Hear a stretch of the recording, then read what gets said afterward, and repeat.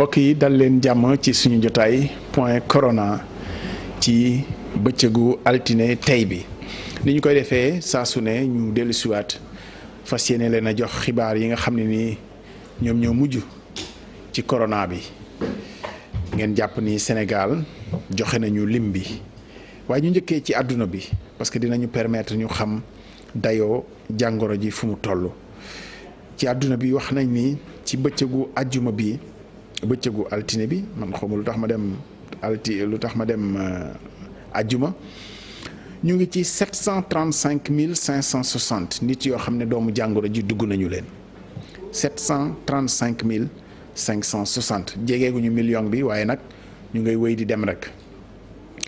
li ci ñàkk gomu seeni bakkan toll na ci 25 000 astafurlah toll na ci 34 000 sax yoo xam ne ni ñàkk nañ ci seen bakkan ci àdduna bi Sénégal li nga xamante ni nii moo ci mujj ci tolluwaay bi nga xam ne ni ci la ñu nekkoon te kilifa yi xamle ni tey téeméeri nit ak juróom-benn fukk ak ñaar xëyee nañu doomu jàngoro ji moom la li muy joxe li ci ëpp solo nag mooy ci bésu tey bi ci point bi nga xam ne ministère bi def na ko mooy am na ñaari nit ci ñi nga xam ne nii ñu ngi ci kër docteur ñoo xam ne lott nañu ba ñu ngi leen di taxawu xeeti taxaw yoo xam ne nii assistance respiratoire la ñu koy wax guléet nag ñu gis ni am na ci ñoo xam ne feebar bi dugg na leen indil leen lot waaye loolu yëpp kilifa yi teg nañ ko ci transparence leeral ko wax fuñ ci toll taxawu bi tamit amagul njàqare parce que am nañu lu ñu leen taxawoo mooy matériel yooyu nga xam ne moom la ñuy dimbali nit ki mu noyyi donc am nañu ko matagum na ci ñi nga xam ne nii ñoom ñoo nekk ci kër docteur te ñu leen di toppatoo loolu mooy lim bi fi nga xamante ni nii mooy Sénégal boo jëlee région yi nga xam ne it doomu jàngoro ji feeñ na fa fu mel ni ki Ndakaaru Thiès Diourbel Ndar feeñu fa bu baax waaye nag bokk na ci région yi nga xam ne am nañu ko Ziguinchor it am na cas moo tax ñu ñëwaat tey ci seen jotaay point corona di ko waxtaanee te ngeen xam ni bés bu ne dañuy jël xaw ko méngale ak loo xamante ne nii ci dundinu askan wi la parce que li ci topp mooy bi mu lawee àdduna law fii ci Sénégal bëgg a dugg ci Sénégal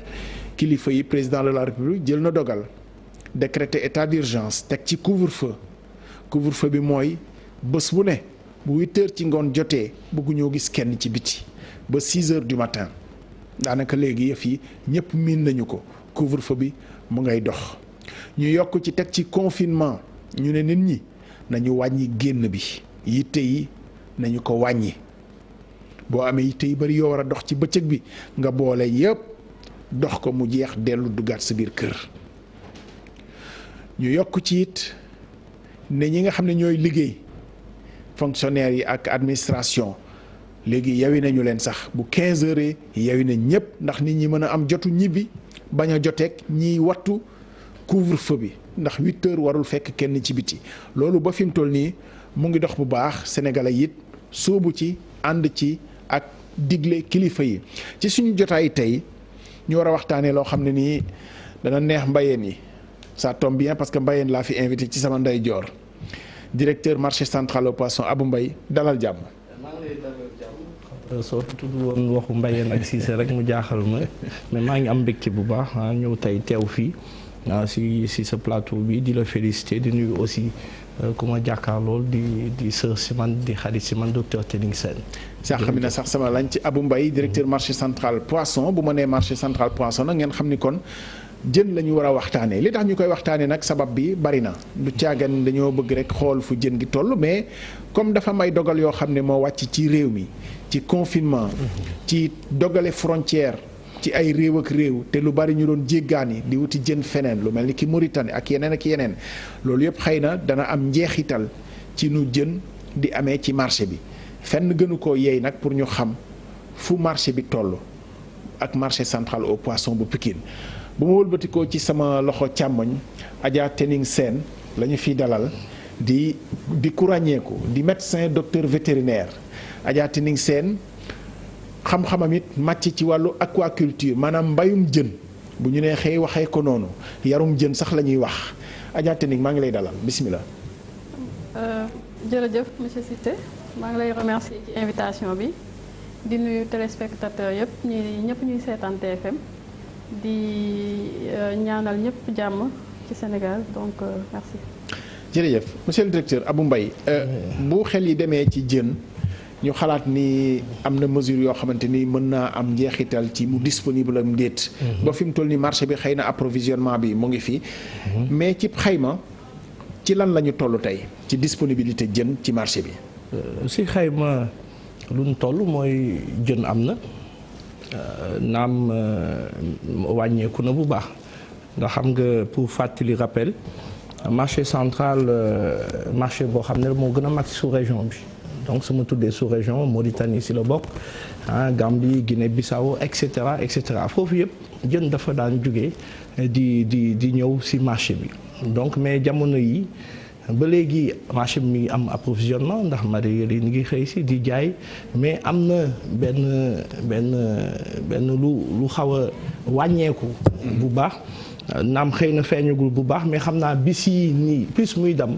plus dina gën a feeñ si koom-koomu mareyeurs yi mais pour l'instant daal ñoom ni ngi góorgóorlu ni ngi daan seen doole ni ngi xëy si marché bi daanaka chaque jour day fees dell donc loolu yëpp day wane ni produit bi am na mais également nit yi ni ngi jël seen ay matuwaay xam nga rek affaire bi moom fu mu nekk nii toll na foo xam ne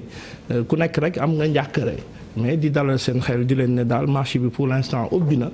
heure d'ouverture yi nag am na changement xam naa dinañ si dellu si mais daal pour l'instant lépp lu nu war a def vraiment def nañ ko ndax ndigal yi sunu ministre de tutelle ministre Aliou Ndoye jox nañu ay instructions jox nañu ay ndigal chaque jour mi ngi ni soñ di suivre marché bi fu mu toll loolu day wane ni kilifa yi au plus haut niveau ni ngi bàyyi xel si marché central. booy wax jën am na jën bu tooy jën bu bees la wala bokk ci li fi nekkoon ci stock moom la ñuy génnee ndax jën bu bees mu ngi am ba léegi. non jën bu bees mi ngi am ba léegi parce que dina am xam nga marché moom am na jën yu bees am na jën bu wow. jën bu wow yi nag en général mooy congelé yi en général port lay tàmm di jóge mais jën bu tooy mi ngi am ba léegi ay yaax ay yooyu yëpp ay ñaaw neex yooyu yëpp mi ngi am mais actuellement gëm naa ni plus nii dem plus wàññeeku bi dina gën a yéeme parce que ak couvre-feu beeg et cetera yooyu yëpp ay jafe-jafe la moo tax en général mareyeurs yi sax doon sàkku vraiment ni am ay laissez-passer pour di mën jëlee jën bi dëkk ak dëkk di ko indi heureusement autorités yi terewuñu jëlee produit par exemple Ndar wala feneen di ko indi donc loolu dafa nekk loo xam ne am na solo donc ba léegi oto yi ni ngi jógee si dëkk yi di ñëw di indi produit bi loolu moo xaw a sax dimbale ba léegi marché central au poisson mais muy jën di wow jën bu tooy yëpp actuellement disponibilité am na ci marché bi. lan moo waral production bi xaw a wàññeeku ci décision yi ñu jël la ci tënk frontières yi wala boog nit ñi ci seen bopp ragal jàngoro yeeg yooyu am na njeexital ci. non lu ci gën a wàññeeku sax xam nga Mauritanie bon ak accord de pêche yeeg et cetera nga xam ne ministre bi doxoon na ci ay jéego yu am solo jën daan na fa jugee Guinée Bissau jën daan na fa jugee et cetera donc dëkk yu bari sous région bi jën daan na fa jugee. donc forcément frontières yooyu suñ ko tëjee mënut a ñàkk mu am jeexindal ci mbir bi mais heureusement au niveau de la région de Thiès Ziguinchor et Kafountine yooyu yëpp tamit ba léegi jën yi ni ñu ko ne di ñëw et puis aussi nit yi ni ngi approvisionné wu en masse léegi soo seetee sax marché bi clients yi dañuy gaare ba duñu amati fu ñu gaare ku nekk rek mi ngi ñëw di ndugg di jël ay matuwaayam mais daal pour l'instant man en tout cas en tant que directeur marché bi man gisuma impact bu am solo waxuma nag impact amul mais boo xam ne daal mun nañ dem ba indi ñàkk rek man gisaguma ko marché mais xam naa nag si jamono yi di ñëw du ñàkk impact boobu gën a mun feeñ. trafic bi maanaam ci nit ñi dugg ak génn ci marché bi. dayo bi fi mu toll. bon nit yi di dugg génn bon xam nga mareyeurs yi ba léegi ni ngi ñëw di dugg si. léegi xëy na lu changé mooy ak couvre-feu bi. marché bi xam nga 3 heures du matin la daan ubbi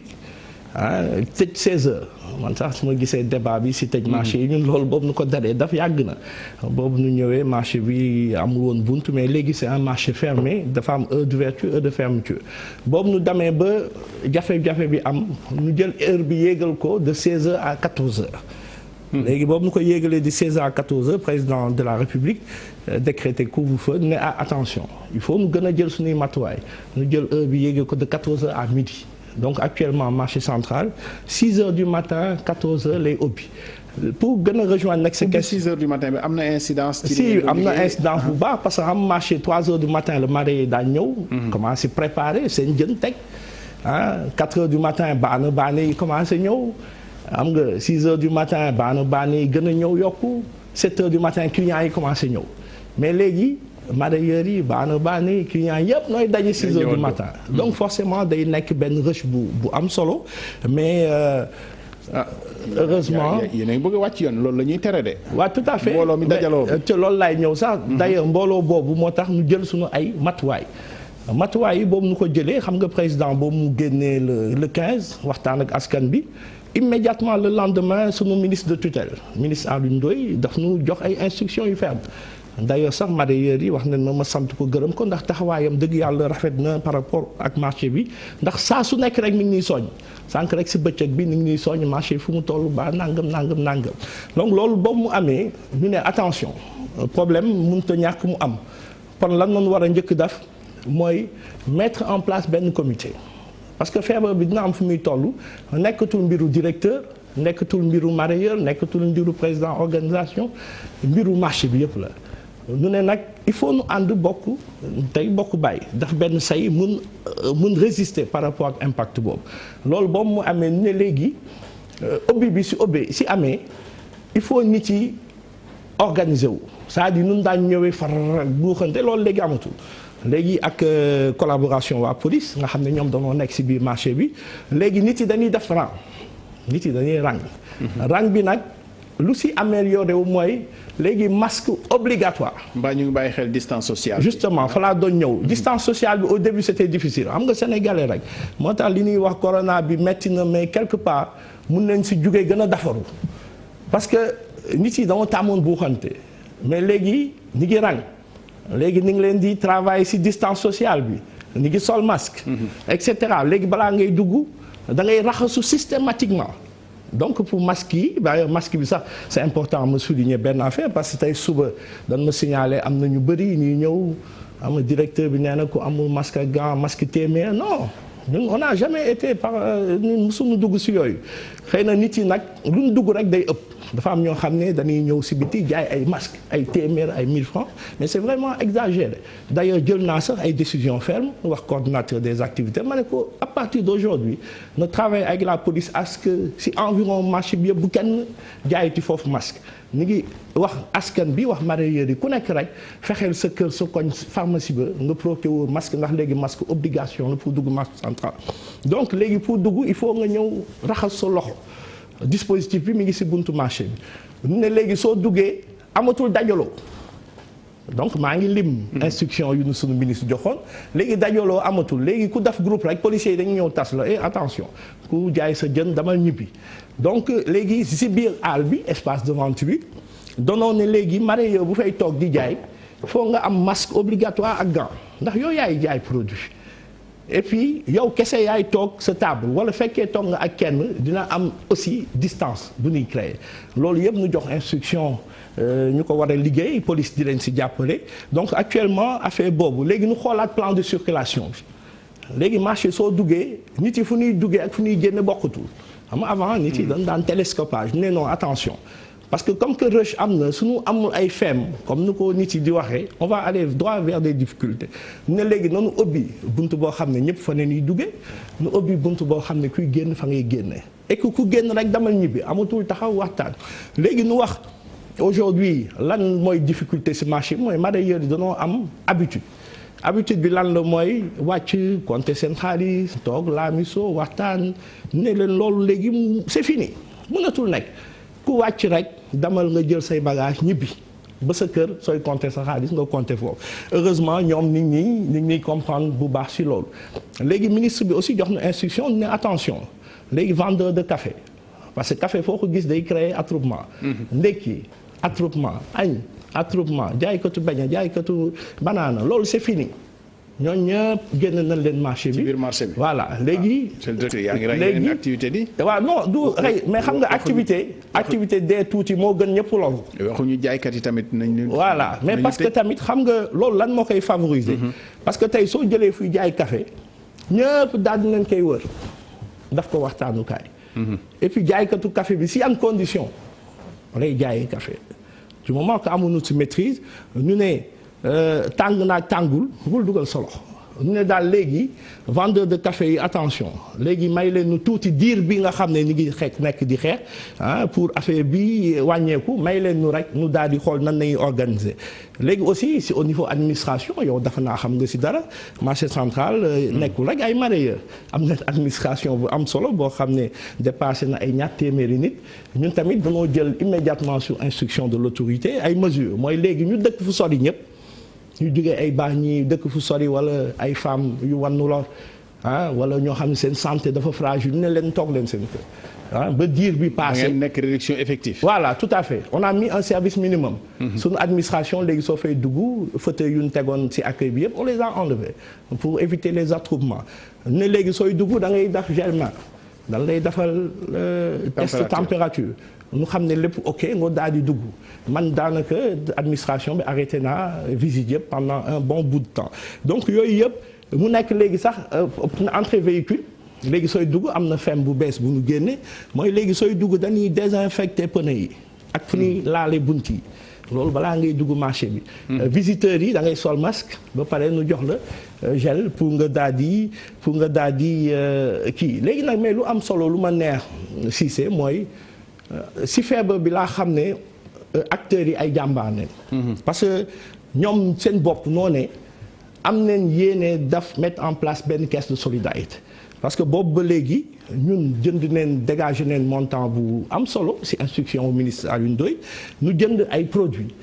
mais acteurs yi xam ne administration dooleem bëriwul pour dékku xeex bi ñu daal di mettre en place benn caisse de solidarité boo xam moo ni accompagner. loolu yëpp daf lay wan ni marché central dëgg yàlla jël neen matuwaay yëpp taxaw neen tem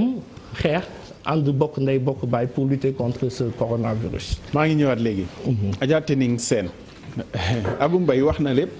xëy na mag ko laajul tamit waaye waxuñu ci wér-gu-yaram li nga xam ne ni mooy indi nit ñi. ci marché bi c'est-à-dire hygiène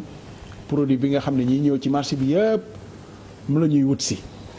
ci tegtal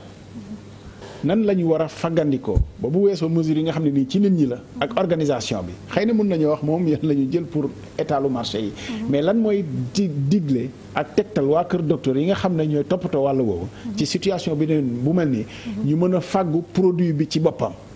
ndax xëy na tey xel dina tey kat nit sëqat jëmale ci jën yi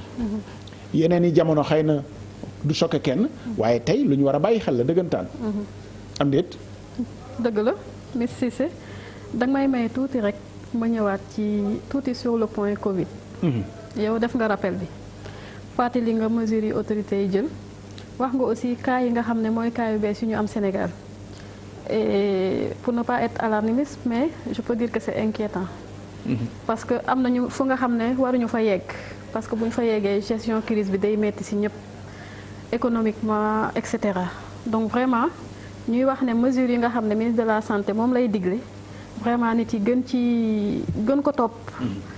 topp tamit vraiment secteur bu nekk ñuy gis par exemple le ministre de la pêche mu ngi joxe ay instructions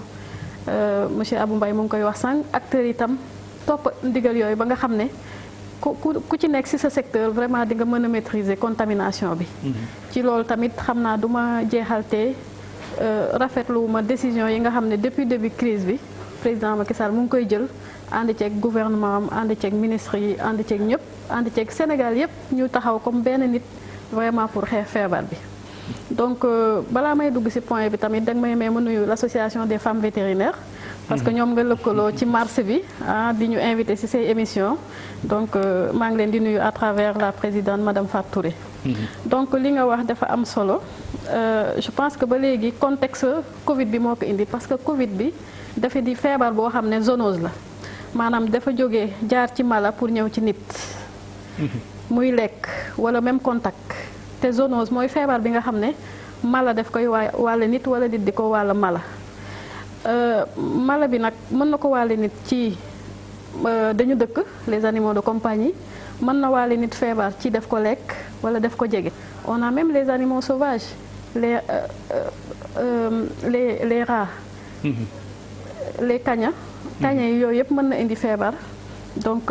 loolu ay zoonose la donc jën tam comme mala la tam te nit di ko jëfandikoo moom tam am na danger yu nga xam ne mën na ko indil nit di ay xeetu feebar donc ci yooyu souvent dañ koy classer en 4 types de danger. parce que am na lu ñuy woowee danger biologique maanaam tey boo lekkee jën boo xam ne dafa am ay parasites. tey am na ñu nga xam ne dañu bëgg di lekk ay sushi ay jën yu ñorul wala toogoo ko ba mu ñor mën na am doomu jàngoro bi nga xam ne di nga ko lekkaale mu dem sa biir def la saan. wala sax mu am ay bactéries yi nga xam ne daf lay indil feebar. indil la biir buy daf lay indil feebar. mën na la indil ay diarrhée ay vomissement et cetera. donc danger biologique yooyu mën na doon parasite mën na doon bactérie mën na doon virus surtout ci coquillage yi donc yooyu yëpp dafa di yoo xam ne vraiment mën na indil nit jafe-jafe. donc boo paasee danger biologique yi am na aussi les toxines lu ñuy woowee histamine am na jën yoo xam ne parfois nit yi dañuy naan jën bu ñuul loolu jën bu ñuul am na nu mu génnee soo allergie wu trop du la def dara mais am na noo ko boo ko conservé wul bu baax dafay indil nit jafe-jafe donc loolu beneen xeetu danger bi nga xam ne jën dina ko indil nit la muy les toxines am na aussi les allergènes am na aussi les dangers physiques yooyu yëpp jafe-jafe yi nga xam ne nit mën na koo jëlee ci jën la mais am na tamit ay règles yoo xam ne de prévention. tey jën lu ci gën a am solo mooy jën dafa war a frais. dafa war a frais maanaam warul màgget warul yàqu. bees daal dafa war a bees donc dafa war a bees mooy tey ci mesures yi nga xam ne ñu ngi koy jël Sénégal par exemple tey. nappkat bi danañ ko ne booy dem géej sa pirogue war nga yor glace. booy napp jën yi bul ko jaxase ak essence beeg yooyu donc war nga di raxas sa pirogue après ñu leen di former ci ay bonnes pratiques yi nga xam ne ñoom sax bu ñuy dem sax dañu war a yóbbaale trousse minimum yi nga xam ne bu ñu gaañoo sax dinañ mën a traiter seen ay blessures ba nga xam ne du ñu indi ay doomu jàngoro ci jën yi. donc disposition yooyu yëpp dañ koy jël pour éviter que. nit wàll feebar jóge ci jën di indil nit jafe-jafe bu weesoo pirogue yi pêcheurs yi quai de pêche itam am na disposition camion frigorifique yi et cetera donc vraiment mesures yu bëri ñu ngi koy lal pour aar sénégalais ci feebar bu jóge ci xeetu jën mais ci loolu tam nit yi aussi war nañu xam di yan mesure la ñu war a jël également pour gën a moytu yooyu xeetu feebar. par exemple tey booy jënd jën waroo ko dem jënd ko bàyyi ko tegoo ko fu sedd. da nga ko war a congeler waroo ko congeler ak butit yi da nga ko war a nettoyer et cetera parce que jën lu muy buy toog rek bu seddulee rek moom ci boppam mooy commencer yàqu di contaminer boppam nga xam ne nit bu ko lekkee daf koy indil jafe-jafe. donc yooyu nag aussi je pense que am nañu chance tamit am un dispositif solide au Sénégal ba nga xam ne agents yi dañ leen former bu baax ba nga xam ne vraiment jën bi depuis gaal bi bu fu muy jaar yëpp ñoom dañ koy surveiller ba fu ñu koy jaayee je pense que même marché di nga gis femmes yi ñu ngi yor glace pour jën yi mën a nekk ci conditions yu baax pour nit yi mën ko lekk donc yooyu vraiment mooy type de danger yi nga xam ne mën nañ ko fekk ci jën donc wax naa tamit saan yi. comme ñii di lekk jën bu ñorul loolu tam danger la am na aussi feebar yu mën a jóge ci jën di infecter nit am na ay des maladies bactériennes yoo xam ne tamit am na noo manipuler jën bi mën na la jam léegi bactérie bi mën na dugg sa yaram indil la jafe-jafe mais lu am solo tamit mooy suñu dispositif fii Sénégal suñu demee par exemple ci industrie de transformation yi dañu mokkal hygiène sanitaire pour que vraiment di def sur le marché ay produits halieutiques yoo xam ne dina mucc bu baax. maanaam boo jëlee usines yi comme usine thon par exemple ñi nga xam ne ñoo koy def ci conserve yeeg yooyu. waaw donc c'est-à-dire chaîne bi mucc na ayib ba. waaw li ñuy def yëpp lu sell la. waaw loolu moom vraiment Sénégal am na ci réputation bu baax ba nga xam ne mën nañu exporter Union européenne mën nañu exporter aux États-Unis mën nañu exporter ci pays yu bëri parce que seen xarañte tamit vraiment feeñ na ci côté boobu. su may gis disposition yu ñuy jël nii ci corona donc dafa di loo xam ne c'est une tradition sax ci usine jën par exemple tey usine jën boo fay dem da ngay yegg si daal yi nga sol balaa ngay liggéey da ngay sumi nga sol bot yi nga xam ne biir usine lay des. bot yi da nga koy désinfecté ci pédiluve produit chimique yi nga xam ne doomu jàngoro du ci des da ngay sumé sa yére sol blouse boo xam ne foofu lay des foofu lañ koy fóotee am na ñoo xam ne sax da ngay dugg simeeku sangu génn sol sa yére soog a dugg ci usine bi. donc am na principe yu bëri yu nga xam ne moom la ñuy respecté muy marche en avant maanaam jën bi fu muy jóge jën bu nga xam ne dafa jóge géej nga xam ne dafa tilim fa muy jaar ba jën bi bu muy pare pour dem ci togg bi du ñu mos a daje donc vraiment disposition yu bëri sol aussi masque loolu c'est une obligation ci industrie halieutique yi sol coiffe doo bàyyi karaw da ngay sumi jaaro yi da ngay raxasu chaque instant et puis booy raxasu sax doo laal robinet donc vraiment muy mesure d'hygiène sanitaire yi ñuy indiqué fii yëpp pour bañ a contaminer suñu bopp mais aussi surtout pour bañ a contaminer produits halieutiques yi ci biir usines yi vraiment loolu. mais docteur laaj bi yéen ñaar laa koy boole mais xam nga marché jën moom foo ko tuddee daanaka bon mesure d'hygiène yi nga wax xëy na xalaatuñu ni moo nekk ci étal yi ci jaayukaay marché yi règle yi mën naa doon loo xam ne nii lu tënku la. lu baax la mais souvent réalité bi dana wute lool ak li nga xam ne noonu la ñuy doxalee ci jën li mu mën a wàll nit est-ce que mën na jóge ci tudd nga sànq nappkat yi bu ñu demee ñu bañ a jaxase jën yi ak seeni essence ak yooyu souvent dañuy yor ay bidons essence parce que bugguñu paanee géej ak yooyu est-ce que fréquent na ay hydrocarbures moom il arrivait mais léegi je pense que léegi dafa wàññeeku bu baax parce que formation yi moo tax parce que bu njëkk mënoon nga lekk jën muy saf ay essence mais ñoom xam nañ loolu boo ko génnee sax doo ko jaay donc ñoom dañuy moytu parce que loolu bu ñu ko indee ci tefes bi agent de pêche yi dañ leen jàpp seen produit duñ ko mën a jaay donc loolu léegi vraiment je pense que bëreetul day am nag accident mën na am mais ñoom dañ leen di former di leen ci sensibiliser ba nga xam ne dañuy jël disposition bi ba yooyu vraiment dañ koy moytu bu baax a baax comme li nga wax nag peut-être par rapport ak état yi au marché vraiment mën nañ ne des na mais tout le temps da ngay gis jigéen ñi tamit bu ñu tegee seen jën ci panier bi dañ ciy def glace parce que xam nañ bu ñu deful glace dina yàqu mais xam naa ne peut-être fu ñuy dem monsieur le directeur du marché mu ngi bëgg moderniser peut-être dinañ dem ba léegi jigéen ñi bu ñuy jaay jën dañu war a am benn dispositif boo xam ne jën yi ak glace bi yëpp amul nga saam yi bàyyi leen à l'air libre bàyyi di pañe bi mu am glace parce que yi nga bàyyi noonu à l'air libre mu ngi commencé yàqu mën na indil ñett jafe-jafe bactéries yi day multiplier wu et cetera donc yooyu itam yooyu des na mais xam naa ne ak initiative yu ma gis directeur di jël ak Sénégal aussi changement yi am au fur et à mesure mën nañ dem ba nit yi gën a vraiment gën a xariñ ci naka la ñuy defee ba gën a sàmm wérgu yaramu nit yi nga xam ne dañuy lekk jën. Abou Mbaye maa ngi ñëw léegi mais Tening Sène docteur vétérinaire est-ce que tracé jën yi réalité la fii c'est-à-dire que jën bu génn ci gaal ñu teg ko ci marché bi marché poisson. par exemple ba mu jógee fa mu dem ci étal yi est-ce que yomb naa tracé ba bu ci lor amee. ñu mën a xam ne lii gaal sàng moo ko indi xëy na laata muy teer jën yi nëboon na wala yàqu woon na est-ce que loolu am na ci réglementation bi ak nuñ koy saytoo dëggantaan. waaw traçabilité moom ci réglementation sénégalaise elle est obligatoire mais surtout pour les industriels parce que ñii di jënd mais ba léegi mën nañu xam nit ki ban tefes la jëndee jën indi ko. mais bu dee par exemple industriel pour nga dem jaay Europe jën déjà il faut ñu xam jën bi foo ko fu mu jógee ban usine la jógee fu ñu ko nappee ban zone la et cetera loolu obligation la bu nekk ci réglementation bi parce que loolu boo ko deful mënoo am sax agrément pour mën a jaay sa jën bitim réew kooku moom c'est une réalité boo xam ne peut-être pour les distributions domestiques c'est pas évident mais quand même c'est une obligation si.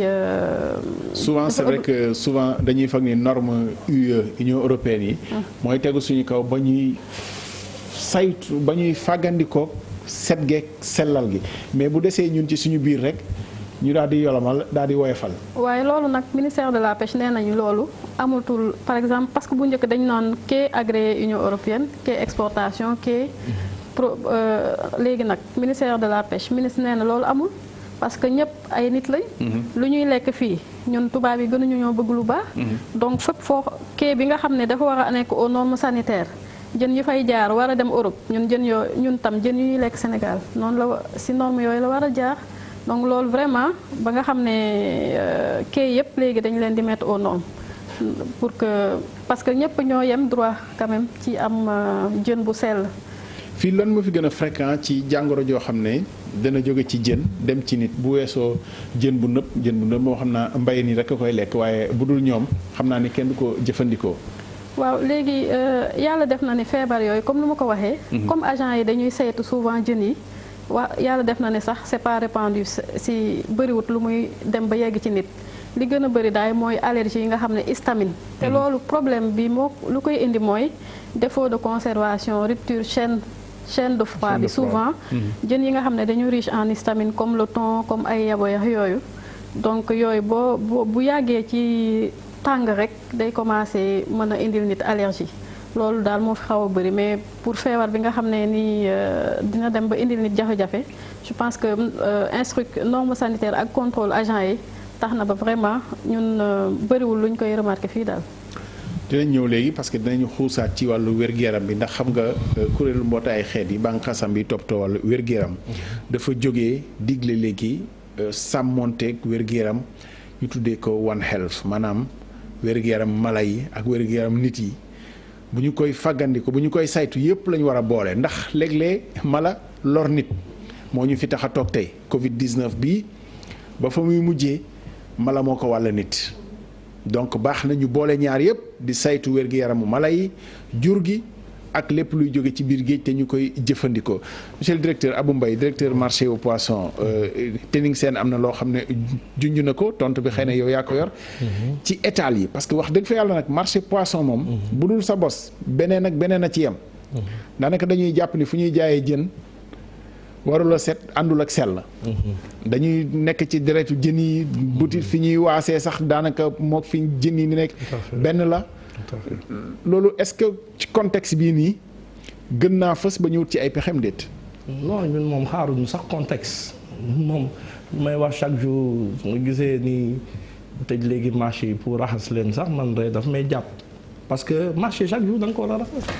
chaque jour da nga ko war a désinfecter ñun ça fait 2 ans boobu ñëwee ci marché bi matin soir dañuy raxas marché bi am na heure de ouverture heure de fermeture chaque 2 fois dans la semaine dañuy désinfecter parce que loolu nit yi seen mentalité mooy marché dafa war a salté non marché moo war a gën a set sax suñu kër. mais pendant ci biir activité est-ce que yéen a ngi bàyyi xel ñi nga xam ne léeg-léeg client bi day ñëw bëgg ñu waasal ko bon peut-être amul ci marché boobu sax parce que nit ñi dañuy jënd di dem. lépp jaxasoo waasintóor yeeg boutique yeeg nangam ak nangam lépp presque du sorante ba mën naa wala ay doomi jàngoro jën bi. oui tout à fait parce que avant ñun suñu marché weddiwu moom loolu amoon na fa daa jël boutique yi dajaloo mais ñun après danoo toog ne non au moment bu ñuy waas au même moment ni nga koy dajale mu am ay entreprises yu koy ñëw jënd. pour di ko xool nan la nga koy exploiter parce que am na ñu bëri ñu koy soxla donc loolu yëpp ay taxawaay la yoo xam ne et puis pour compléter sax sama sœur Tening Sène mooy jën important doo gis mukk docteur bu la ne bàyyi yàpp bàyyil jën moytul yàpp moytul nang mais jën dafa bëri ay ferñeent yoo xam ne dafa baax ci doomu aadama ay vitamine E vitamine D xam naa sax moom moo siy gën a mun xuus donc marché bi mu nekk loo xam ne léegi dañ leen gën a sensibiliser attention. moo tax juri na ko sànq sax ne leen marché bi su continuer nii dañuy tëj marché bi vidéo bi kon nañu ànd gën a yokk set bi sax am na mais nañ ko gën a yokk. la vidéo la. aujourd'hui aussi ñu ne am na benn mbir boo xam dafa am solo mooy on a un programme important de modernisation de l'espace de vente. parce que man mënuma d'accord jën table en bois nu teg ci jën bi et cetera xam nga na amul hygiène léegi am nañ projet boo xam ne soumettre nañ ko autorités yi marché bi dinañ ko defar mu nekk aux normes que même marché bi nekk au niveau international nga xam ne même fu ñuy congeler jën bi sax day nekk seen suufu table par exemple suñ tegee seen table yi ni mu am étal yoo xam ne ndox warul sax daanu ci suuf parce que soo demee si Europe yeneen marché yi ndox bi projet bu ñu defar ndox mi day aw si biir table bi wala ngaan aw foo xam ne kenn du ko gis. Deuxièmement mooy ñu ne léegi par exemple soo jëlee lu sensible lu mel ni crevette kenn waru ko teg nii rek di ko jaay à l'air libre. Donc si projet bu bees bi toujours si modernisation bi crevette yi day am benn dispositif boo xam dañ koy tëj nga xam ne produit bi du nekk à l'air libre donc loolu yëpp dafa nekk ay jumtukaay yoo xam ne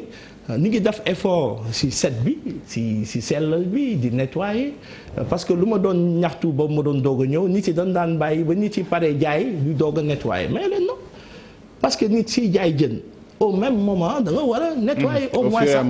muy set moo tax léegi bon je salue sax ministre des pêches boobu mu ñëwee marché Getzner bu rafet la sol ay marakisam daf tuuru marché bi génn dàllam takkul loolu mooy wane ni marché central marché dafa war a am taar boo xam ne day dalal xelu nit yi si yoon boobu nag noonu nekk moo tax heureusement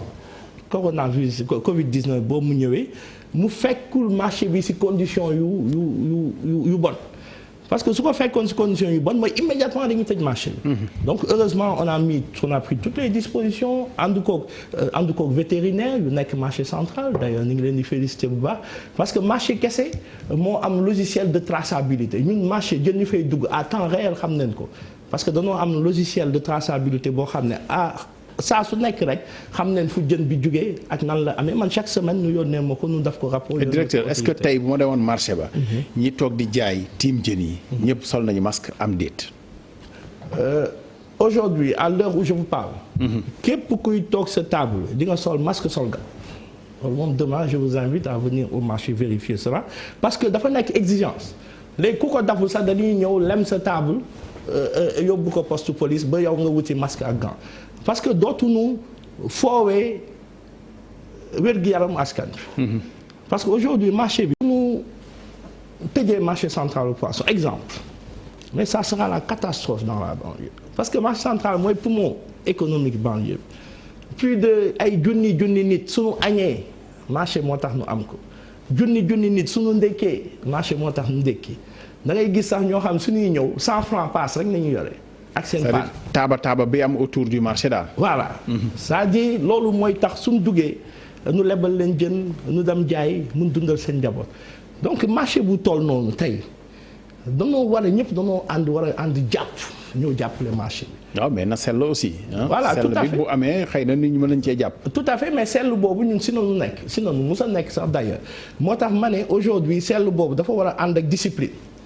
parce que léegi toll neen moment boo xam ne il faut qu'il y ait un changement de comportement. c'est-à-dire nit yi lu ñu tàmmoon waratuñu ko tàmm. parce que feebar bi damay wax chaque jour dafa nekk feebar bu ñàkk kersa. lan moo ko mën xeex ak moom gën koo ñàkk kersa. mooy di ngay wax nag ay nuyoo ay taafantoo comme marché lu ñu tàmmoon ñëw rek wax ku nekk lu sa yoon nag non il faut que ces choses-là ça s'arrête. léegi nag instruction boobu nañ jot avec le travail des autorités administratives le préfet le sous-préfet Dagoudane on va veiller à ce que ces gens ils respectent ces mesures-là donc gën naan suñ ko defee du ñàkk mu am ay améliorations. alors du ñàkk nag. ci situation dog dab leen. ñaanuñu ko mais mënoon ngeen a nekk ci marché bi. situation marché bi koo xam ne nii xëy na jàngoro ji dugg na ko mu nekk fa xaw ma noonu ngeen doxalee xëy na am nga ci plan. mais li tax ma koy wax dañuy seetaan vidéo bi parce que xëy na tegtal la pour entreprise yi. industrie yi fépp fu nit di daje ñu xam tey bu fa lu mel ni kuy sëqat nekkoon. te ñu soupçonné ni jàngoro ji la xëy na ñu bëri amuñ ci pexe mais xëy na bu ñu seetaanee bu ñu dellusiwaatee dinañu jokkoo sax ak kenn ci ñi nga xam ne ni ñoom ñoo ko def ñu seetaan ko ñu dellusiwaat. Le superviseur de cette usine suspecte un employé comme présentant des symptômes.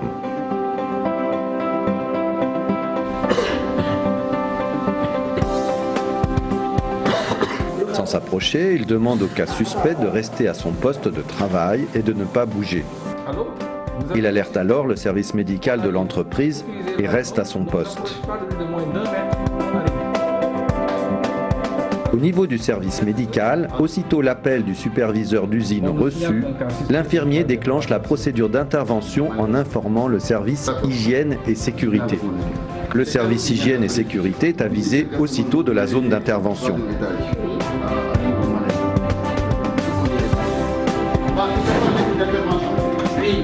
Il mobilise l'équipe de décontamination qui se rend dans la zone où se trouve le cas suspect.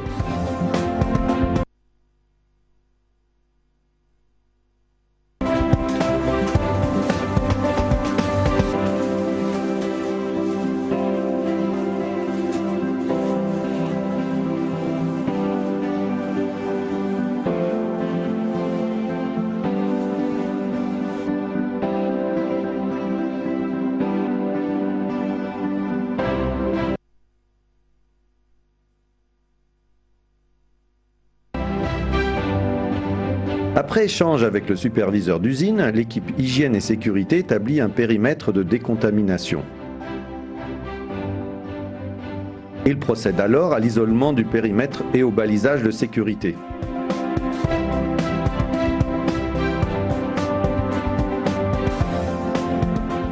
Pendant ce temps, l'équipe médicale s'équipe pour aller évacuer le malade. Tous les intervenants sont équipés de combinaisons de sécurité à usage unique, gants et solutions hydroalcooliques.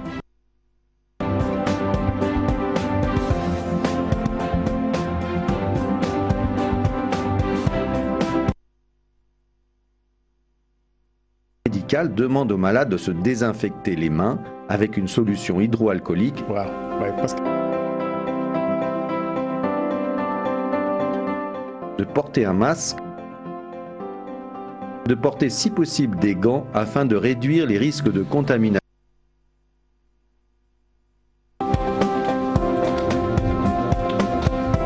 Ensuite,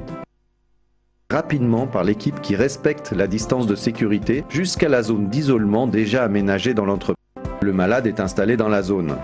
L'équipe médicale procède alors à la recherche de symptômes en mesurant sa température, sa tension artérielle ainsi que sa fréquence respiratoire. Pendant ce temps, l'équipe de décontamination prend en charge la désinfection de la zone d'intervention, d'où prise de poste. Tout lieu fréquenté dans l'entreprise fera l'objet des mesures suivantes. D'abord, les sols et surfaces exposées. jërëjëf bëggoon nañu continuer parce que c'est pas très long bëggoon nañu continuer mais comme dañoo am ay coupures yu gàtt ñu yemale ko fa mais l'essentiel gis nañu ko te defe naa ni loolu lañ ci gënoon a bëgg ñu gis dog-dog bi bu amee naka la ñuy évacuer lii nag xëy na idéal la lii moom la taxi wax noonu la war a demee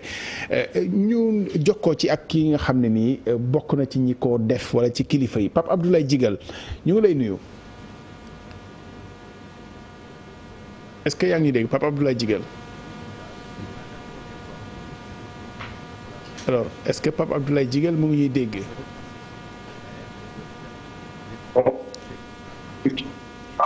waaw directeur ressources humaines des Grands Moulins de Dakar ndax foofu la simulation prévention bi amee nga wax ñu est-ce que simulation la ci contexte bi ñu imaginer ko def ko wala dans la réalité c'est comme ça que ça se passe wala yéene la rek boo xam ne moom ngeen am pour ñu egg ci lii.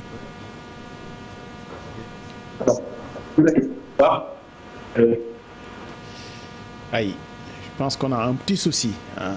waaw alors moom mu xoolaat parce que waaw ñu may wax ni moom moo am problème de connexion mu ngi xool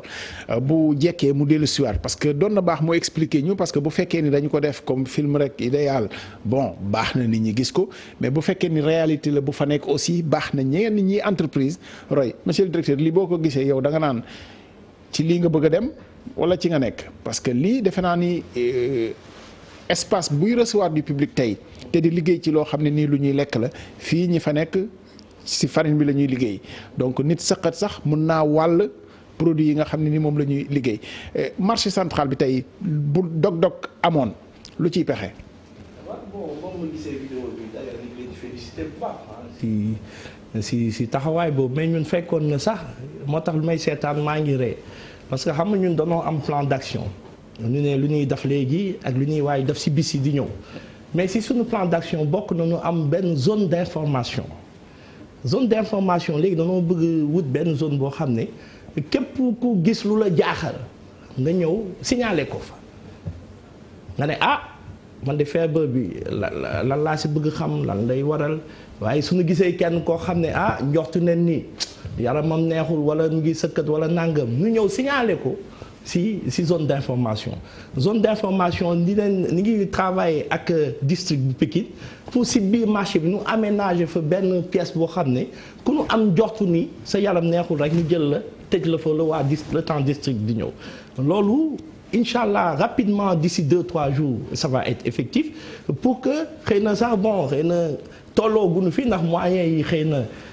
tolluwul noonu mais en tout cas ni ngi anticiper par exemple zone d'information boobu day tax ñu commencer sensibiliser nit yi parce que marché ñu bëri seen jàng bëriwul seen xam-xam ci nasaraan bëriwul lu ñu bëgg a xam ci feebar bi rek ñu ñëw xam ko fa waaye tamit lépp lu ñu gis lu jaaxal parce que marché dafa bëri nga gis kenn tëdd rukkam rek kenn ñëpp di ko romb faale wuñ ko lijjanti wuñ ko fekk am na jàngoro bu nekk ci moom léegi nag dañoo bëgg sensibiliser nit yi wax leen attention léegi koo leen gis rek ngeen am teey bu xel ci moom yaramam muy sëkkat wala yaramam tàng ñëw leen immédiatement signaler ko ci centre d'information ñun ñu mun def remontée bi immédiatement au niveau du district pour que ñu mun au moins am canaliser feebar boobu am fu ñu ko isoler le temps ñu am suñu seen xam-xam màcc ci loolu ñëw et puis loolu moo tax sax d'ailleurs maa ngi doon solliciter parce que ñun on est le plus grand marché ñun mënul ñàkk ku mel ne ministère de la santé au moins mu am benn point focal au niveau du marché nga xam ne ñoom dinañu mun jàppale lu këtt ne jon si ñëwee nu mun ñëw jàppale nu au lieu de temps nu leen di woo. donc marché bi ay junni nit point focal vraiment si ñëwee day daal di am solo si marché bi ndax mu gën a mun sensibiliser gën a mun waxtaan ak nit yi pour jafe-jafe si amee nu mun ko teel a fakkandiku avant muy loraate. Tening Sène ci wàllu industrie halieutique yi ak transformation yi plan de prévention yi lu am la lu nekk la wala bokk dañ ci gëstu pour teg ko. alors ci wàllu industrie halieutique déjà balaa Covid dafa fekk ne boo amee usine da nga am une obligation chaque fois ngay contrôler état sanitaire nga xool ndax nit yi kenn feebarul. loolu c'est obligatoire te comme ni ma ko waxee encore port de masque c'est obligatoire port de gants c'est obligatoire donc mën nañ ne ñoom sax ñu ngi ci biir mesure de prévention yi ba pare. Maintenant, est-ce que jël nañ disposition yu particulière nii liées au contexte du corona? J'imagine que oui, parce que peut-être luñ ci mën a yokk tey mooy peut-être thermoflash pour xool la température des patients à l'entrée. Peut-être dispositif bu ma gis nii aussi dinaa ci féliciter le Grand Moulin. Parce que c'est quand même intéressant d'avoir un plan de gestion des risques en cas d'apparition de maladie. Donc mais usine de pêche yi comme nu ma ci mën a wax ñoom vraiment ils sont toujours dans la prévention ça c'est vraiment ça c'est dans leur culture donc je pense que pour ñu fu mu nekk nii pour ñu prévenir en tout cas risque corona bi dootul war a metti lool ci ñoom. mais est-ce que am nañu pexe pour rattraper yu mel nii parce que nit ki feebar xëy na nekk na ci plan de travail am. nekk fa. teelul moom ci boppam teelul yëg ni sax dara nga ci moom. est-ce que mën nañu rattraper chaîne de production bi ci yenn filières yi am déet. je pense que ça dépendra si ban niveau la feebaree. parce que bu dee produit bi dañ nekk di ko day soog a yegg si day subir benn chaîne de transformation boo xam ne dañ koy traiter même ak ay produits chimiques à la fin parce que tey boo doon defar filet boo demee ba à la fin day am ay produits yu ñu koy traiter ba nga xam ne. boo paree da ngay analyser du war a am benn bactérie wala benn doomu jàngoro donc je pense que côté boobu ñoom buñ ci teelee jóg vraiment dinañ mën a rattraper la chaîne vraiment jël mesure de prévention contrôle à l'entrée donc buñ ci boolee ak lu ñu tàmm di def vraiment ils peuvent s'en sortir sans difficulté. docteur Tening Sène médecin vétérinaire dafa am loo bëggoon yokk. dama doon Grand Moulin dama doon bëgg a laaj ba xam ndax ñoom seen personnel médical bu ñu formé la. waaw am nañ médecin d'entreprise. waaw ci bi ñu jokkoo ak ñoom bi ñuy expliquer am nañu effectivement équipe bu nekk sur place parce que usine bu mag la am nañu plus de 1500 ouvriers yoo xam ne fa la ñuy liggéey ci bi ñu jokkoo ak ñoom ci document bi wax nañ ni seen personnel am nañu unité médicale ñoom ci industrie bi.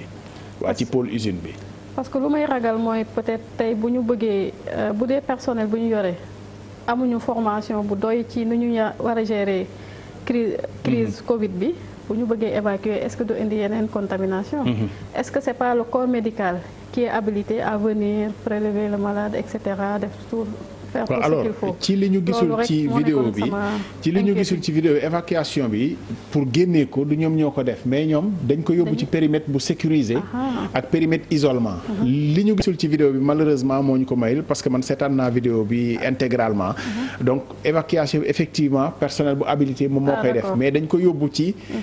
endroit boo xam ne ñoom prévoir nañu isolement bi gis nga sax ci traçage bi fi ñu def pour mu bañ a jaar ci zone yoo xam ne nii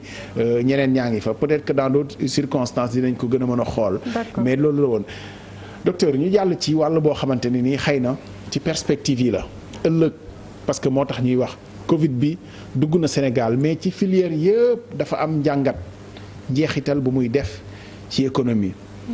filière boo ci mën di jël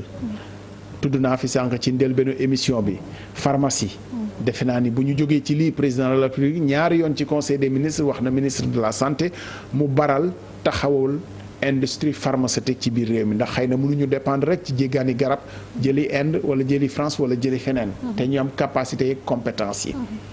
bokk na ci programme boo xamante ni état bi mu ngi koy jógte pour napp ñu gën a yombal am jën am yeneen xeet yi wax sànq sax dañoo nekkoon rek ci jën mais ci crevette bëggoon naa nga wax ñu ci tuuti parce que Abou Mbaye junj na ko mais crevette docteur moo gën a gaaw a tourner moo gën a gaaw a mën a lor nit naka lañ koy wattoo après ma ñëw ci laaj bi ci yi nga xam ne pexe yi gouvernement bi def la pour nappi biir géej sax xew yi effectivement crevette comme bépp xeetu jën c'est la conservation c'est la glace vraiment na am glace na sedd wala na congelé loolu boo ko defee qualité bi reste intacte tant que nag mu ngi am glace du yàqu mais bu amul glace moom après day gaaw a yàqu. mais ci conseil nit ñi nga xam ne dañuy jënd congelé mu décongelé ñu dugalaat ci congélation loolu est-ce que lu xel mën a nangu la. loolu baaxul boo xesee décongelé produit da nga ko war a consommer parce que sinon tu peux pas day dénaturer produit bi. non seulement il y a un risque de sanitaire mais aussi même sur le plan qualité nutritionnelle day dénaturé wu. maanaam nga yor sa jën bu bari def ko ci mbuus dugal ko congélation bu nga soxla ci dara génn décongelé lépp jël li nga ci jël li ci des mënoo ko dugalaat ci congélateur. déedéet loolu c'est pas indiqué bu boobaa moom jën bi day commencer yàqu boo da ngay jël li nga soxla nga décongelé nga togg li nga soxlul. nga bàyyiwaat ko ci congélateur moo tax it boo jëndee jën da ngay xaajale comme li nga bëgg di togg. aussi te bu ñuy décongelé jën bu ñu foog ne dañ koy bëgg a décongelé comme yàpp xam nga yàpp mën nga ko génnee guddi bàyyi ko frigo muy dégivrer nànk-nànk. jën nag décongélation bi dafa war a gaaw parce que li glace bi di dem moom day commencer di yàqu. donc jën moom vraiment dafa exigeant côté boobu. alors. Pape Abdoulaye Djigal directeur des ressources humaines ak communication bu Grand Moulin de Dakar finalement duñ la am à l'image mais am nañ la au téléphone Pape Abdoulaye Djigal maa ngi lay nuyu est-ce que Pape Abdoulaye Djigal mu ngi fii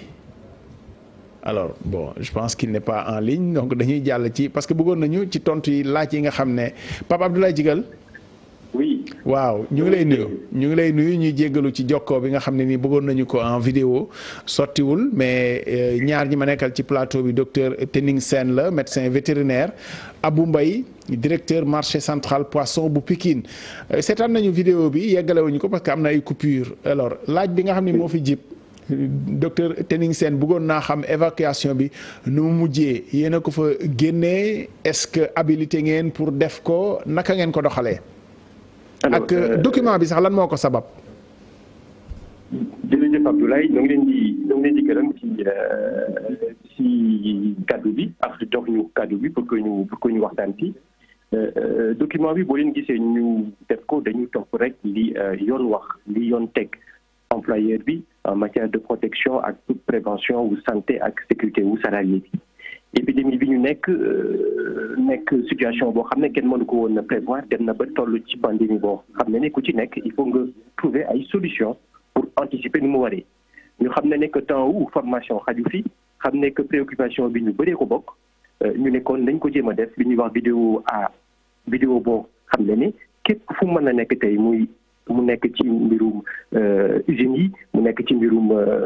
les entreprises dana ci mën a jël jàng ci dara. loolu moo tax que ñu simuler ko li ngeen gis noonu simulation la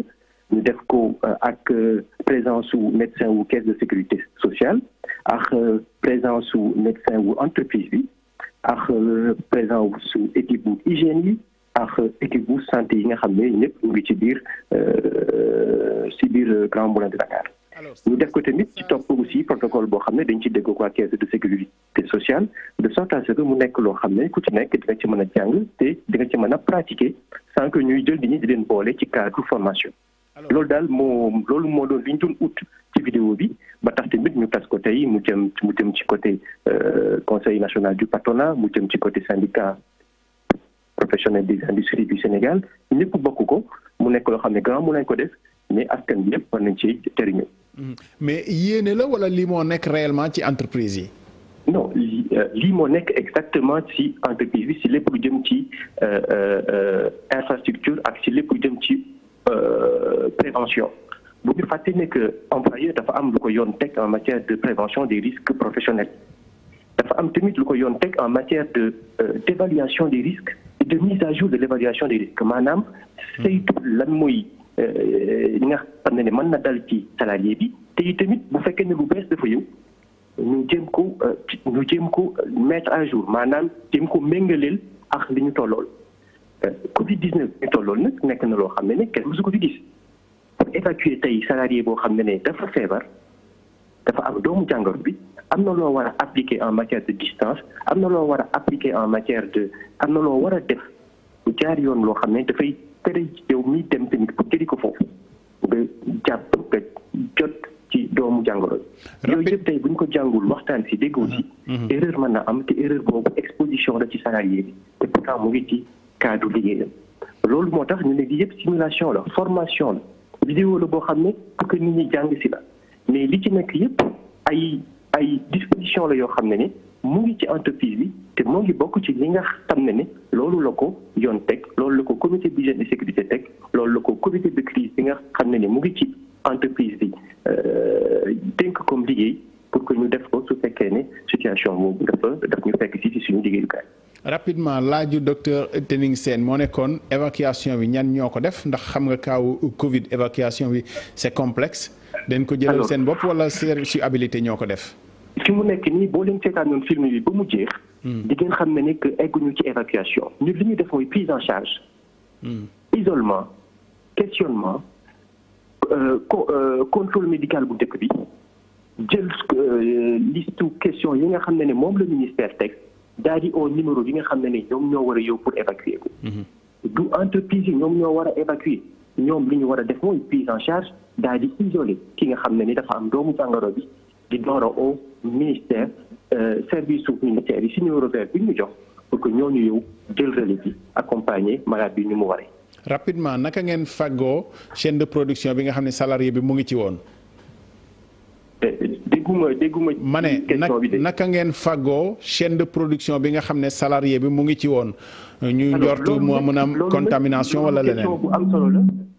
parce que moom moo leen di wan ne que doomu jàngoro bi fu mu xas ba dugg non seulement mu ngi menacer salarié bi ci wérgu yaramam mais mu ngi menacer tamit entreprise bi ci liggéey bi parce que bu ñu ko évacuer ba pare am na lu ñu war muy décontaminer zone bi nga xam ne salarié bi fa la nekk. am na lu ñu war muy xool fépp foo xam ne salarié bi jaar na fa ba mu xëyee ba instant ba ñu koy évacuer fépp fu mu jaar ñu décontaminer ko te vidéo bi wan na naka lañ koy def bu décontaminer ci 4 étapes yooyu tey bu ñu ko toppee am nañu mën nañu jàpp ne que fa salarié bi jaaroon yëpp désinfecté nañ ko décontaminé nañ ko te jëruñu risque bloqué entreprise bi wala exposé yeneen salarié loolu tamit mooy tamit deuxième jàngat bi nga xam ne ni vidéo bi bëgg na ko def. Papa Abdoulaye Digal jërëjëf fàttali ni yow yaay directeur des ressources humaines et de la communication bu Grand Moulin de Dakar merci ñu ngi lay gërëm bu baax docteur def naa am nañu tontu ci laaj bi nga xam ne yëkkati woon nga ko xam naa waxtu wee ñu xaw a kii nag mais foog ñu ñëw ci point yi nga xamante ne nii moom la ñuy jàngat ëllëgu Sénégal parce que lu mel nii ñaanuñu mu gaaw mais buñ ci génnee tamit am na lu ñu ci war a jàngee comme secteur yi comme filière yëpp am na loo xam ne nag gouvernement bi jógee na ko ci mbayum wala yarum jën fu ñu ci toll ci biir réew mi pour di ko bañ a jéggaani sax biir géej di sori di sonn lu mën a nekk la ñu bay ko ci jàjj gi joor gi comme ni ñu koy waxee waaw kay jërëjëf sëñ bi Cissé donc par rapport yarum jën. wala mbéyum jën mooy aquaculture. aquaculture donc tey dafa di loo xam ne dafa am solo ci àdduna bi comme niñ koy waxee tey ñaari jën boo jël benn bi ak lu ko teg yar si yar la jóge donc jën bu ñuy lekk tey si àdduna bi li ëpp genn wàll bi dañ koy yar Sénégal nag yar bi moom bëreegul. moo tax xamuñu ko sax lu bëri noonu. mais ñu wax ne tamit peut-être en termes de chiffres mën naa ne tey 110 millions de tonnes dañ koy yar fekk ne 90 millions de tonnes moom la ñuy napp. donc loolu mooy vraiment pour wone lan mooy doole yarum jën ci àdduna bi. Sénégal aussi bu mu gisee ne géej gi tamit am na fu mu yem doolem mu ngi jeex parce que am na facteurs yu bëri. muy changement climatique muy la surpêche muy la pollution marine et cetera. donc bu ñu gisee loolu aussi nee nañ léegi aussi population bi day yokk d'année en année te sénégalais 70% des besoins en protéines maanaam ferñeent ñuy jëlee ci mala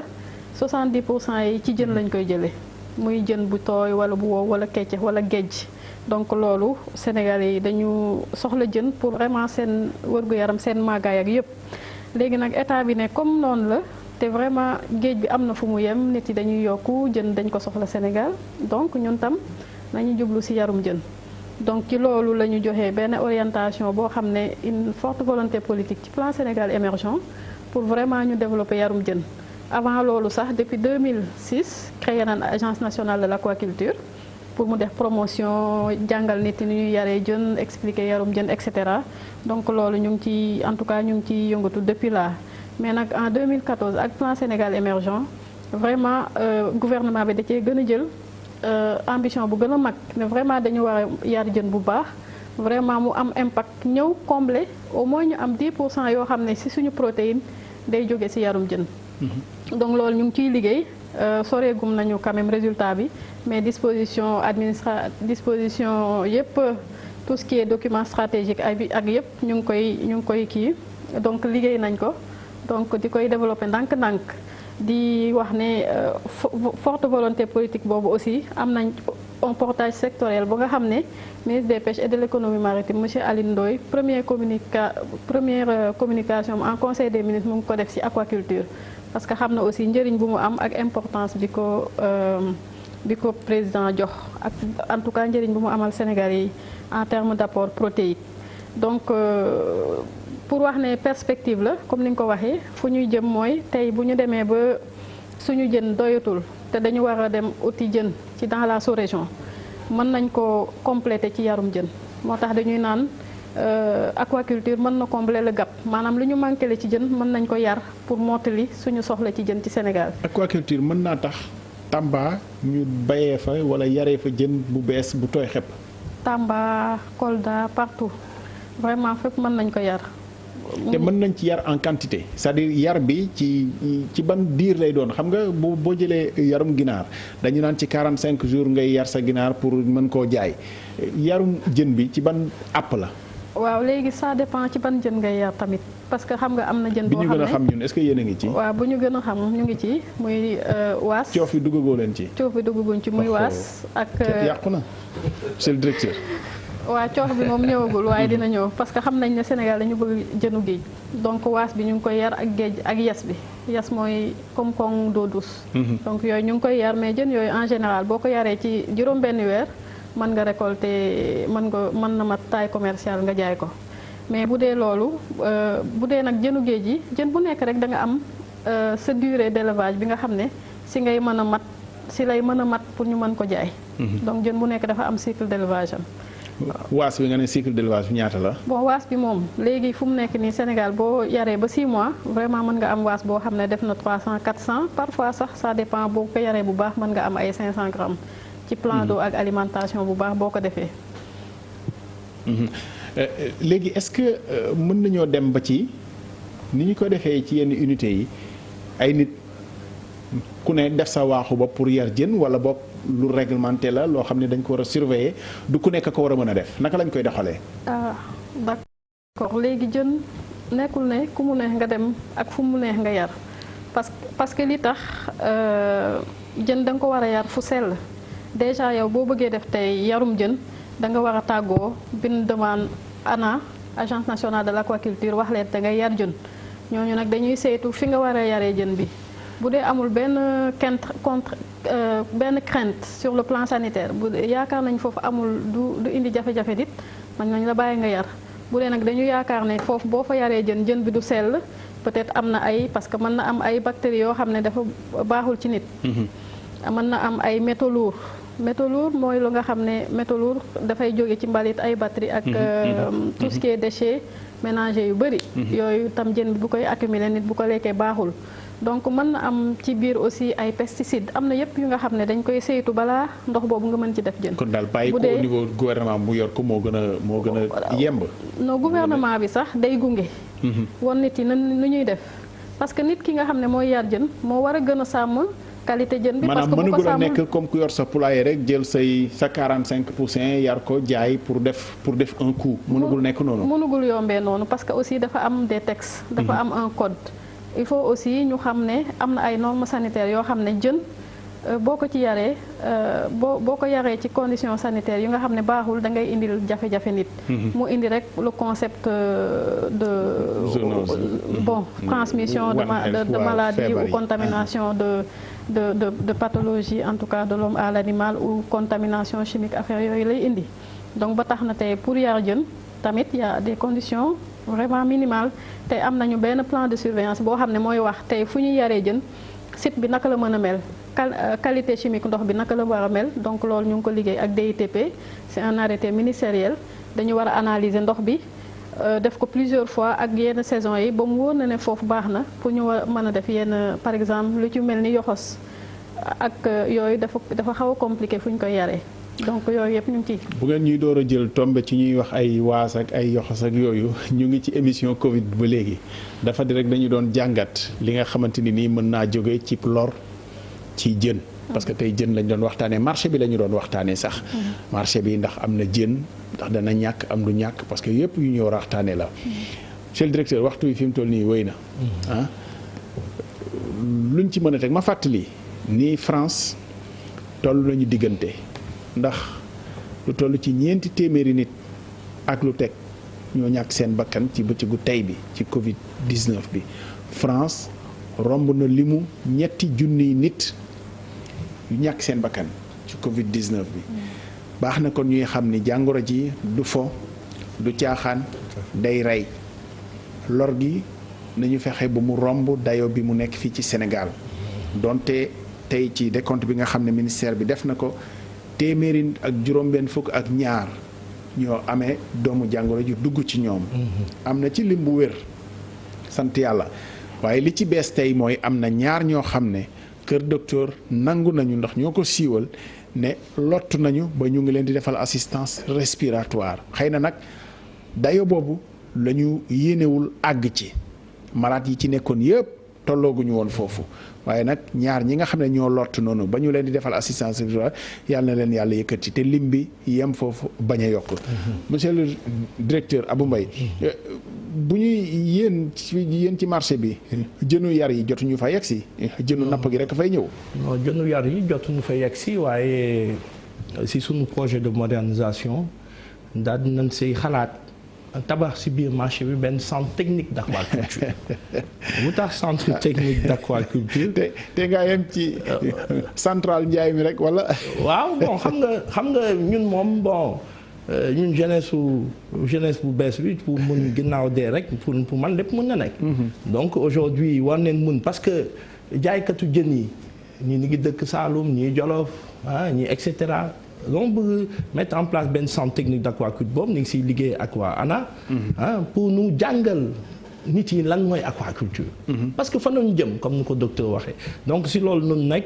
pour wax leen léegi yéen ngi jaay jën waaye bàyyi leen xel ni mun ngeen dellu Jolof wut fa seen centre d'aquaculture jën bi di ko indi marché pour ñuy jaay donc loolu tamit ni ngi si bàyyi xel bu baax.